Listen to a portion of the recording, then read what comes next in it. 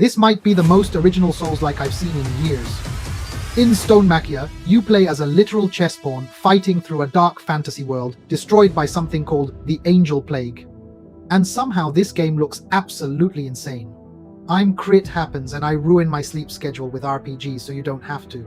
You play as Zafiro, a pawn capable of transforming into different chess pieces during combat, and every single form completely changes the way you fight. You can become the knight, the bishop, the rook, and eventually even stronger forms later in the game. And every transformation completely changes your movement, attacks, abilities, combos, and overall playstyle.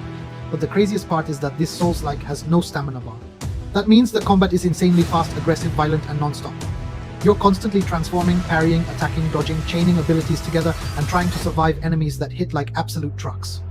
And honestly, some of these enemy designs look completely cursed.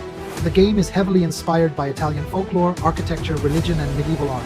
So instead of generic fantasy castles, you get twisted versions of real places from Italy mixed with horrifying angelic nightmares. There are giant living statues, distorted cathedrals, petrified monsters, biblically accurate angel horrors, and massive creatures that genuinely look like they escaped from someone's fever dream.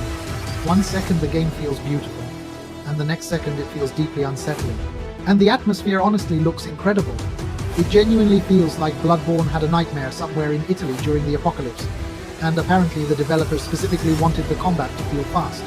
So instead of waiting for turns or stamina recovery, you're constantly pushing forward, constantly attacking, constantly reacting, and constantly changing forms mid-fight. And honestly, watching this gameplay feels chaotic in the best possible way.